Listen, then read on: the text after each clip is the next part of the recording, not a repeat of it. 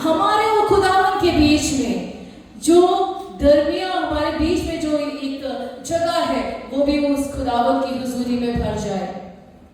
अभी हम लोगों ने एक स्किट को देखा है ना, एक दृष्टांत को देखा, एक पैराबल को देखा, और ये हम लोग संडे स्कूल से सुनते आ रहे हैं कि 10 कुंवारियां थी जिनमें 5 तो समझदार थी और 5 मूर्ख थी। और उस स्टोरी को हम लोगों ने देखा, उसमें ज्यादा हम लोग नहीं चलेंगे, लेकिन एक चीज अजीजों बताना चाहती हूँ, आज वो कुंवारियां मैं और आप हैं। आज वो कुंवारियां जो है वो कलीसिया को खुदावंद बताता है। जब यीशु मसीह जैतून के पहाड़ पे बैठा हुआ था अपने चेलों के साथ, और वहां पे वो क्या कर रहा था, अपने चेलों से बात कर रहा था। और यीशु मसीह क्या कमाल है कि वो क्या करता है, वो दृष्टांतों में बात करता है, क्योंकि खुदावंद को मालूम है कि मैं सीधी बातें इनके साथ करूंगा तो ये समझ नहीं पाएंगे, इनके ऊपर से निकल जाएगा, बाउंस हो जाएगा। लेकिन यीशु मसीह क्या करा, उसी चीज को आसान तरीके से बताया। बहुत सारे होंगे जो यहाँ पे टीचर्स हैं, है ना, मैथ्स के भी होंगे, और कुछ न्यूमेरिकल्स होते हैं। अगर बच्चों को अगर करवा रहे हैं, उनको बड़ा टफ हो रहा है, तो टीचर कोशिश करता है कि हम इजी मेथड में, इजी फॉर्मूले को उसको बताएं ताकि बच्चा उस चीज को समझ सके। ऐसे ही हमारा खुदावंद परमेश्वर, जिसने हम टीचर्स को बुद्धि दिया, तो वो आप सोचो वो तो खुद बुद्धि है, और उसने क्या किया, वो दृष्टांतों में वो बात करता है। वो इसलिए दृष्टांतों में बात करता है, उन कहानियों में बात करता है, ताकि मैं और आप उस समाचार को आसानी से समझ सके।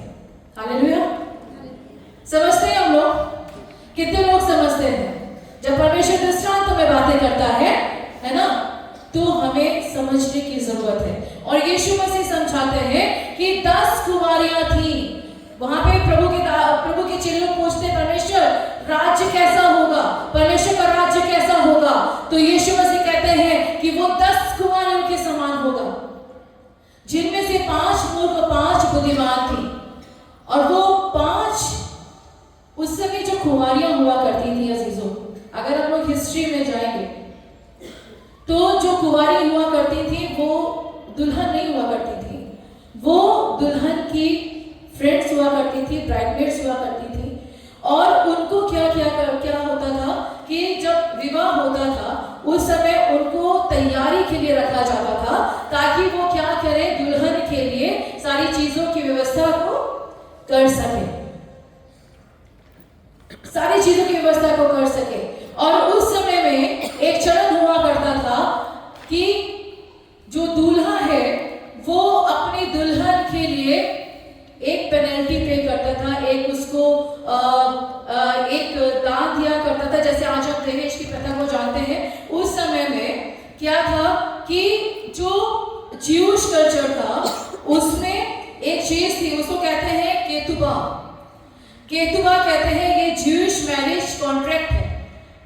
इसके तहत क्या होता था कि जो ब्राइड होती थी, ब्राइड साइड होता था, उनको वो लोग गिफ्ट्स देते थे, उनको वो लोग उपहार देते थे, और वो एक रकम तय की जाती थी और जिसमें समय लग जाता था। और उस दौरान जो समय होता था वो दुल्हन की जो फ्रेंड्स होती थी उनको दिया जाता था, ताकि वो क्या करे, बाकी चीजों की व्यवस्था करे, और वो दूल्हे के आने का इस्तेमाल करती थी, ताकि जब दूल्हा आएगा तो हम बड़े जोश के साथ उसका वेलकम करेंगे, और उसके साथ कहाँ जाएंगे, उस दूल्हे के पंडाल में जाएंगे, और उस विवाह भोज में हम शामिल होंगे। ये एक रीति हुआ करती थी उस समय की। लेकिन अजीजों, एक चीज को समझने की जरूरत है। जब यहाँ पे यीशु मसीह इस दृष्टांत को बता रहे हैं कि 10 कुंवारियां थी, जिनमें से 5 मूर्ख और 5 बुद्धिमान थी, और वो हम कैसे जानते हैं कि कौन 5 मूर्ख थी और कौन 5 बुद्धिमान थी? वो हम लोगों ने अपने स्क्रिप्ट में देखा कि जो 5 बुद्धिमान थी उन्होंने तैयारी कर रखी थी। उन्होंने अपने साथ क्या लिया हुआ था?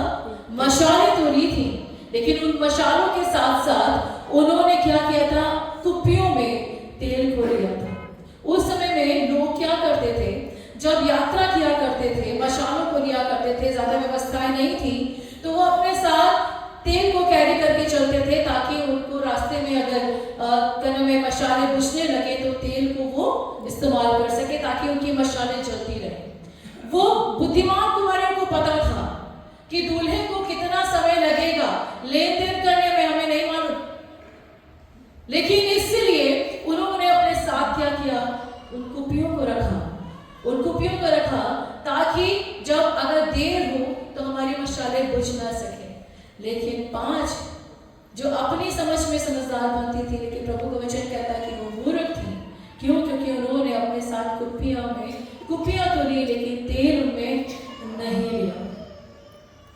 और जब समय आया और जब धूम मची तो क्या हुआ, हमने अभी देखा प्ले में कि जो समझदार थी वो तो दूल्हे के साथ चली गई, लेकिन जो मूर्ख थी वो रह गई। आपको पता, प्रभु इस पैराबल के माध्यम से मुझे आपको बताता है कि ये वो कलीसियाएं हैं जिनसे आज खुदावंद बात करना चाहता है। हालेलुया। अगर आप देखें प्रभु के वचन में तो जो 10 कुंवारियों का जिक्र है वो कलीसिया को दर्शाता है। मशाल और जो उसकी आग है वो परमेश्वर की उपस्थिति, ज्ञान और परमेश्वर के वचन का प्रतीक है। कुंवारियां कलीसिया है और जो मशालें हैं वो परमेश्वर की हुजूरी, उसकी उपस्थिति, उसका वचन है, उसका ये जीवित वचन है। ये वचन जो मेरे और आपके पास है ये वो मशाल है अजीजों, और जो कुप्पी है वो मैं और आप है। कुप्पियां तो ली लेकिन तेल नहीं लिया, और तेल प्रतीक है पवित्र आत्मा का। हालेलुया। जिन कुप्पियों में तेल नहीं है, अगर मेरे और आपकी जिंदगियों में तेल नहीं है अजीजों, तो मैं और आप उस खुदावंद के राज्य में दाखिल नहीं हो सकते। क्यों? क्योंकि अगर तेल नहीं है, अगर पवित्र आत्मा नहीं है, तो मैं और आप परमेश्वर के वचन को ना ही समझ सकते हैं, ना ही उस पे चल सकते हैं। वचन कहता है कि बिना पवित्र आत्मा के हम यीशु को यीशु भी नहीं कह सकते। हालेलुया। अगर पवित्र आत्मा नहीं है अजीजों, हम यीशु पे विश्वास भी नहीं कर सकते। वो जिंदा खुदावंद है जो मुझसे और आपसे प्रेम करता है, और वो बताता है कि आज के समय में कितना जरूरी है। आज बहुत सारी कलीसियाएं वचन कहता है कि ठंडनाता वो पीतल और झंझनाती हुई झांझ है। क्यों? क्योंकि उनमें पवित्र आत्मा नहीं है। आपको पता, बहुत सारे ऐसे प्रभु के दासों के द्वारा भी हम लोगों ने इस चीज को सुना है कि हालेलुया नहीं बोलना चाहिए। हालेलुया क्यों नहीं बोलना चाहिए? प्रकाशित वाक्य में दिया है कि उस खुदावंद की हुजूरी में उसके स्वर्गदूत क्या करते हैं? हालेलुया बोलते हैं। कि स्वर्गीय शब्द है और उसका अर्थ है परमेश्वर की महिमा। इसका मतलब आप परमेश्वर की महिमा को बोलने को मना करते हो। कहते हैं कि जो हालेलुया बोलते हैं वो पेंटिकोस्टल हो जाते हैं। अगर आप प्रेरितों के काम उसका 2 अध्याय पढ़ेंगे, वहां पे लिखा हुआ है जब पेंटिकोस्ट के दिन में जब पवित्र आत्मा उतरा और जब वो भर गए आत्मा में और आग के समान जीवें फटती हुई दिखाई दी और उनके ऊपर ठहर गई, और उसके बाद जब वो अपनी भाषा में प्रार्थना कर रहे थे और वहां पे जितने भी लोग थे वो अपनी अपनी भाषाओं में उन चीजों को समझ पा रहे थे। अजीजों ध्यान रखिएगा, जितने भी लोग, कितने लोग पवित्र आत्मा पे विश्वास करते हैं? कितने लोग पवित्र आत्मा पे विश्वास करते हैं? पवित्र आत्मा, आपको पता है पवित्र आत्मा है क्या? पवित्र आत्मा खुदा का आत्मा है। पवित्र आत्मा यीशु का आत्मा है। प्रभु कहता है मैं उसके अंदर से निकला हूं। किसके अंदर से? उस खुदा के अंदर से। तभी तो वो कहता है कि तुम्हारा मन व्याकुल ना हो, मैं जाता हूं, तुम्हारे लिए जगह तैयार करता हूं, ताकि जहां मैं रहूं वहां तुम भी मेरे साथ रहो। वो पवित्र आत्मा खुदा का आत्मा जो मेरा और आपका सहायक है। हाय है उन जिंदगियों पे जो खुदावन को नहीं मानते, क्योंकि वो समय आएगा।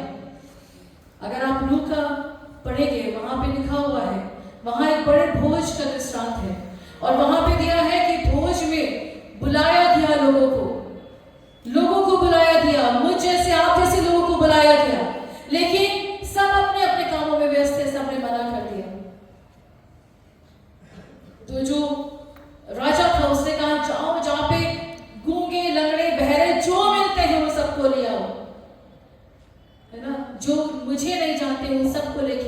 क्योंकि ये विवाह का बोझ बर्बाद नहीं होगा। मैंने ये सब उनके लिए भी रखा है। आपको पता है वो गूंगे बहरे लंगड़े कौन है? वो अन्य जाति के लोग हैं, वो अन्य जाति है। आज जैसे हम लोग पढ़ते ना, बड़े उसमें बोलते हैं हम लोग बड़े जोश में कि आपको पता है, जब किसी को समझाना होता है तो हम लोग कहते हैं कि आपको पता है यहूदियों की आंखें इसलिए बंद कर दी गई ताकि हम जैसे अन्य जातियों के ऊपर उद्धार हो सके। आपको पता है जैसे उनकी आंखें बंद हुई ना, ऐसा ना हो कि हमारी भी आंखें बंद हो और पूरा का पूरा उद्धार उन जातियों के ऊपर आ जाए। तब हम कहाँ होंगे? कहाँ होंगे हम? इस चीज को समझने की जरूरत है कि आज हमारी कुपियां, क्या आज हमारी कुपियां, क्या आज मेरा और आपका हृदय पवित्र आत्मा से भरा है? इस चीज को जानने की जरूरत है। हम लोग प्रार्थना तो करते हैं पवित्र आत्मा अपने कब्जे में ले, और जब पवित्र आत्मा अपने कब्जे में लेता है तो अद्भुत होता है। हालेलुया। जब पवित्र आत्मा अपने कब्जे में लेता है अजीजों, अद्भुत रीति से इस्तेमाल करता है, और जब इस्तेमाल करता है तो गूंगे हम्द करते हैं, लंगड़े कूदते हैं और बहरे सुनते हैं, उसकी परस्तिश करते हैं। वो खुदावंत है जिसने मुझको और आपको बनाया है। और उसने, आपको पता, जो वहां पे पेनल्टी पे किया जा रहा था, जो वहां पे जो ब्राइड को गिफ्ट दिया जा रहा था, उसको पे करके, उसको केतुबा देके उसको क्या किया जा रहा था? उसको विवाह के लिए, है ना, जो उसका दूल्हा था उसको अपने पास रखने के लिए वो क्या कर रहा था? लड़की वालों को गिफ्ट दे रहा था। ऐसे ही हमारे उस खुदावन ने भी एक गिफ्ट दिया कलवरी क्रूज पे। और आपको पता है कैसे? वो सोने चांदी के सिक्कों से नहीं, अपने लहू से उसने मुझे और आपको खरीदा है। हमें अपने लहू से उसने मुझे और आपको खरीदा है। उसने मुझे और आपको बचाने के लिए अपने लहू को बहाया। हम लोग क्रिसमस की लहर में हैं अजीजों। हम लोग सोचते हैं अच्छे से अच्छा पहन लो, अच्छे से अच्छा खा लो, अच्छे से अच्छा कर लो, हमारा घर, हमारे कपड़े, हमारी सब चीजें सबसे बेस्ट होनी चाहिए। लेकिन खुदावन के पास जो सबसे बेस्ट था उसने मेरे और आपके लिए दे दिया अपना इकलौता पुत्र। उसको भी नहीं छोड़ा, इतना मोहब्बत किया। यमुना 3:16 कहता है कि परमेश्वर ने जगत से इतना प्रेम किया कि उसने अपना इकलौता पुत्र दे दिया ताकि जो कोई इस पर विश्वास करे वे नाश न हो परंतु अपनी जिंदगी को पा सके। वो ऐसा खुदावंत है। आज मैं और आप उसकी दुल्हन है।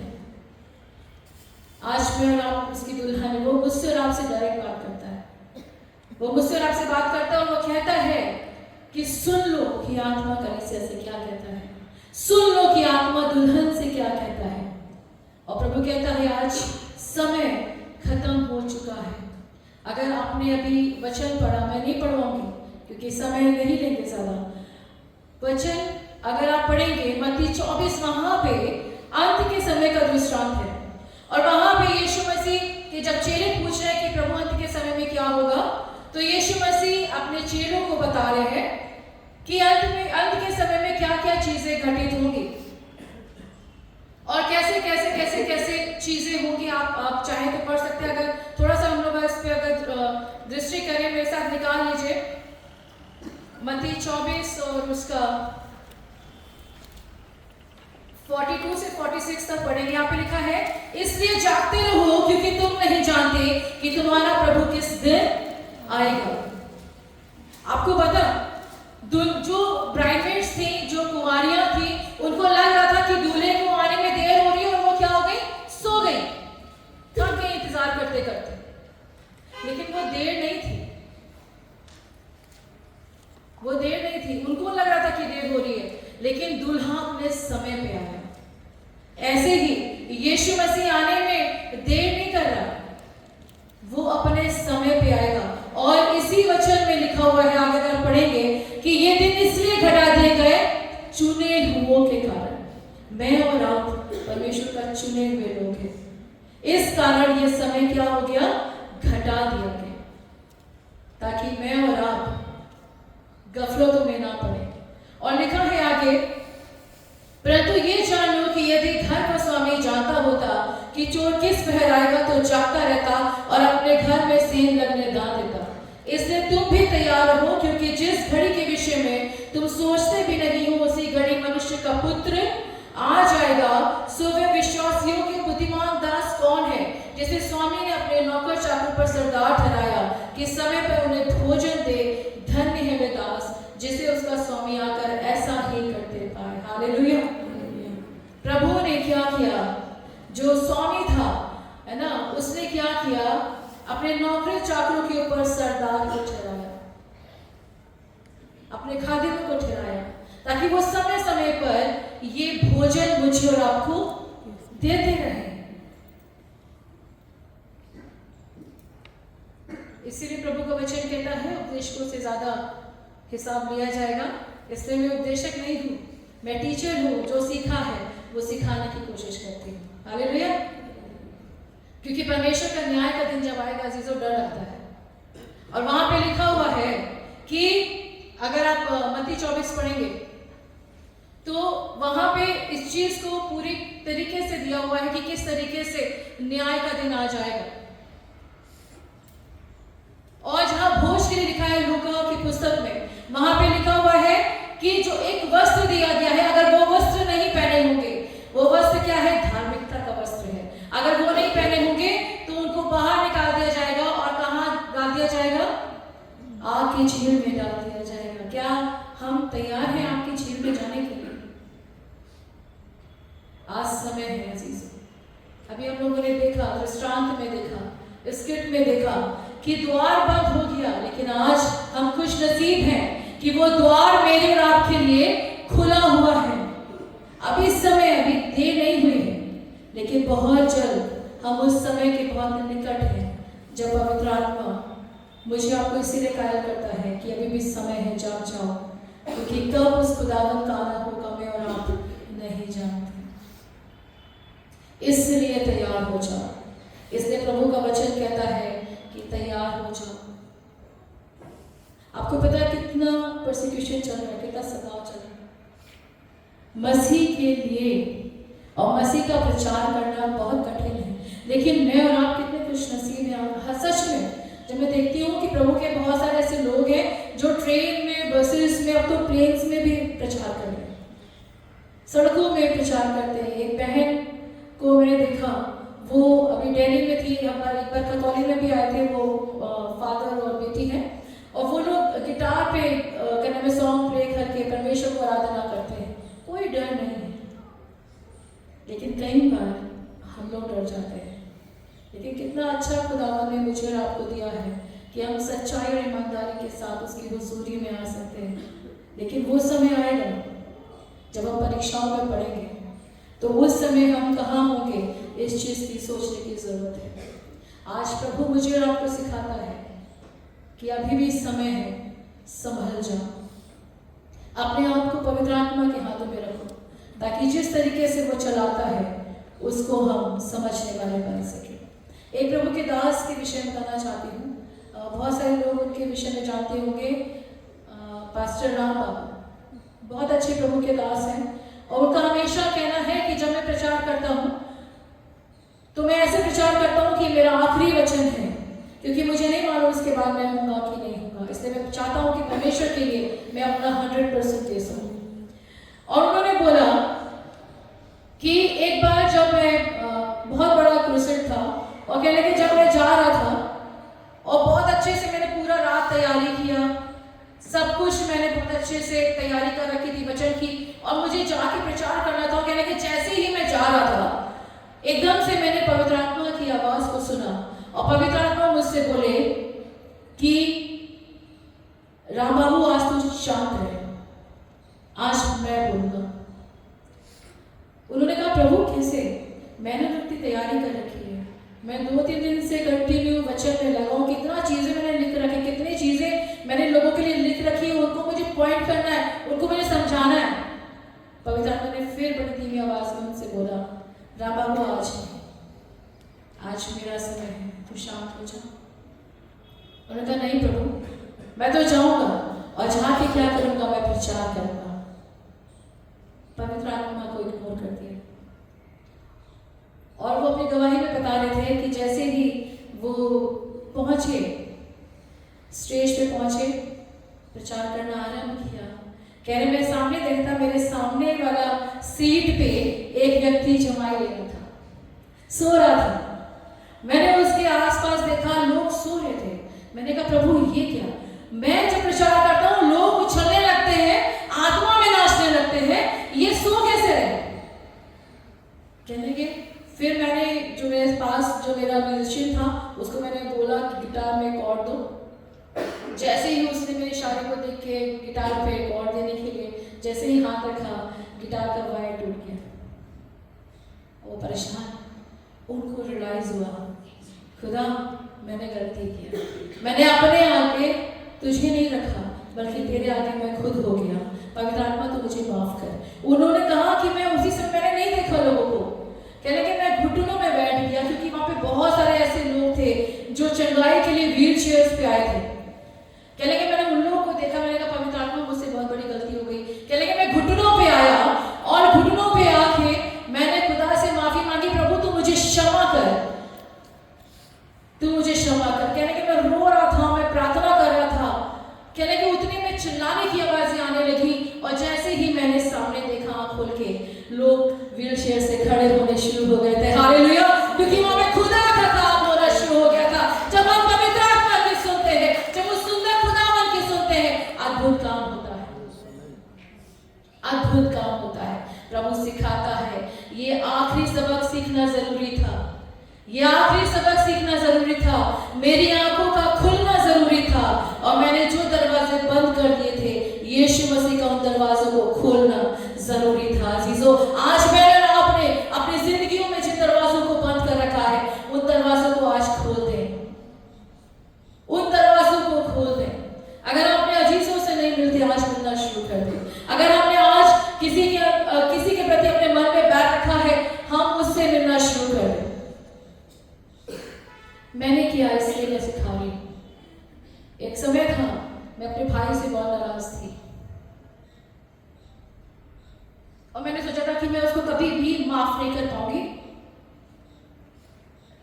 लेकिन बहुत घर वालों ने समझाया ऐसा मत कर, क्योंकि मेरी मम्मी जब गई तो मुझे ऐसा लगा उसकी लापरवाही थी, क्योंकि जब उनको जरूरत थी उसकी वो वॉशरूम में था और बहुत मैं अंदर से टूटी हुई थी। मैंने कहा नहीं, मैं उसको कभी जिंदगी में माफ नहीं कर सकती क्योंकि उसकी लापरवाही से मेरी माँ चली गई। लेकिन उसके बाद प्रभु मुझे समझाया, मुझे बताया कि मैंने भी माफ किया है, तू भी माफ कर। किसी मनुष्य के कहने पे नहीं, सिर्फ प्रभु बोला तो मैंने अपने भाई को माफ किया और मैंने उससे बात की, क्योंकि मुझे मालूम था कि अगर मैं उसको माफ नहीं करूंगी, मैं परमेश्वर के कार्य को नहीं कर सकती। तभी तो जब यीशु मसीह कलवरी क्रूस पे चढ़ गया, उसने पहला जो वाणी बोली, उसने बोला कि पिता ने क्षमा कर, क्योंकि ये नहीं जानते कि ये क्या करते हैं। ये दरवाजा तब खुलेगा अजीजों, ये दरवाजे तब खुलेंगे जब मैं और आप अपनी जिंदगियों के उन बंद दरवाजों को खोल देंगे, तब खुदा का वो जलाली का मेरी और आपकी जिंदगी में आने पाएगा। अगर मैं और आप चाहते हैं कि मैं और आप उस खुदावत की हुजूरी में पाए जाएं, वो 1000 समय जब आएगा, जब पूरी दुनिया खत्म हो जाएगी, वचन कहता है नया आकाश नया पृथ्वी होगा, और हम चाहते हैं कि उस 1000 वर्ष में और युगों ने युग हम परमेश्वर के साथ रहे, तो मुझे और आपको अपने आप को बहुत बदलने की जरूरत है। मैं भी कोशिश कर रही हूँ, मैं भी परफेक्ट नहीं हूँ, बहुत सारी कमियां हैं, लेकिन कोशिश करते हैं कि खुदा तो मुझे काट और छाट और अपनी महिमा के लिए इस्तेमाल कर, जरूरी है। और अगर ऐसा नहीं हुआ तो एक दिन वो समय आएगा और हम उस समय के बहुत निकट हैं कि जब हम काट के फेंक दिए जाएंगे और हम उस कुम्हार से नहीं बोल सकते कि तुमने मुझे ऐसा क्यों बनाया है। जो लोग आज पवित्र आत्मा मुझे इस चीज के लिए कायल कर रहा है कि मैं बोलूं, जो लोग 2 रास्तों पे हैं, एक रास्ते पे आ जाए, नहीं आएंगे प्रभु उखाड़ के फेंक देगा, सोच भी नहीं पाएंगे। उसने मेरे और आपके लिए यूं ही अपने प्राण को नहीं दिया, उसने मेरे और आपके लिए यूं ही अपने आपको नहीं दे दिया। और इतना ध्यान रखिएगा, कई बार हम बहुत धर्मी अपने आप को समझने लगते हैं। वचन कहता है एक भी धर्मी नहीं है यीशु के सिवा। इसीलिए हम एक दूसरे को नीचा ना दिखाएं, बल्कि प्रार्थनाओं में एक दूसरे को उठाएं, क्योंकि नहीं पता कि जो चीज मेरे अंदर नहीं, क्या पता उसके अंदर हो। प्रभु वचन कहता है कि इससे पहले कि हम उससे प्रेम करते, उसने हमसे प्रेम किया। इसलिए हमें दूसरों से पहले प्रेम करना है। और अगर ऐसा करेंगे तो हम उस खुदावन की महिमा में शामिल हो सकेंगे। आज खुदावन मुझसे और आपसे बात करता है और प्रभु कहता है नया सृष्टि बन जाओ, नया सृष्टि बन जाओ। अगर मैं और आप नया सृष्टि नहीं बने अजीजों, तो हम उस खुदावन की हुजूरी में नहीं आ सकते। नया सृष्टि का मतलब अपनी पुरानी सारी चीजों को त्याग करके हमें आगे बढ़ना है। अगर हमें किसी ने कष्ट दिया है, छोड़ना है। किसी ने हमें से बुरा किया है, छोड़ना है और हमें परमेश्वर के लिए आगे बढ़ना है। अगर नहीं करेंगे तो हम यही कह रहे रह जाएंगे, छाती पीटते रह जाएंगे और कुछ नहीं हो सकता। जब नया सृष्टि की बात आती है तो प्रभु के दास लोग बहुत सारा प्रचार करते हैं नया सृष्टि के ऊपर, और पता नहीं कैसे लोग उस चीज को समझ पाते हैं। एक प्रभु के दास थे, वो नया सृष्टि के ऊपर प्रचार कर रहे थे और लोगों को समझा रहे थे कि कैसे परमेश्वर के लोगों को नया सृष्टि बनना है, कैसे भी पुरानी चीजों को त्याग करके नई चीजों को अपनाना है, आत्मिक चीजों को अपनाना है और परमेश्वर के लिए परमेश्वर के रास्ते में चलना है। वो प्रभु के दास बड़े जोरों से प्रचार कर रहे थे और उन्होंने कहा कि आज मैं देखता हूं बहुत सारे लोग हैं जो ये नया सृष्टि बनने जा रहे हैं। और प्रचार के बाद वो अपने घर चले गए। उसके नेक्स्ट संडे जब वो चर्च आए, एक भाई आए और उस भाई ने बोला कि पास्टर आपको पता मैं नया सृष्टि बन गया। पास्टर ने बोला बहुत खुशी की बात है भाई कि प्रभु का वचन आपके जीवन में काम किया, आप नया सृष्टि बन गए हो। उसने कहा पास्टर आपको पता मैं बहुत सिगरेट पीता था, मैं चेन स्मोकर था, मैंने सिगरेट पीना छोड़ दिया। प्रभु के दास ने कहा बहुत अच्छा, बहुत बढ़िया, मैं बहुत खुश हूँ। कहने लगे पास्टर पता मैंने सिगरेट पीना छोड़ दिया, बीड़ी पीना शुरू कर दिया। ये नया सृष्टि लोग समझते हैं। एक चीज तो छोड़ दी लेकिन दूसरी को अपना लिया। लेकिन मेरा आपका खुदा कहता है अगर बदलो तो पूरी तरीके से बदलना है। वो कुंवारियां जिनके पास बशालों में तेल खत्म हो गया था, आत्मिकता में बड़ी तो थी, लेकिन एक समय आया लापरवाहियों ने क्या कर लिया, पकड़ लिया, जकड़ लिया और क्या किया, उन्होंने ध्यान नहीं दिया और कुपियों का तेल खत्म हो गया। और जब तेल खत्म हो गया चीजों, तो वो आके किससे, बुद्धिमानों से मांगने लगी। और बुद्धिमानों से क्या मांग रही है, तेल, क्योंकि बुद्धिमानों को पता है इसके बिना हम भी प्रवेश नहीं कर सकते। हालेलुया। और वो तेल मैंने आपको बताया, वो तेल है पवित्र आत्मा। क्या मैं और आप किसी को पवित्र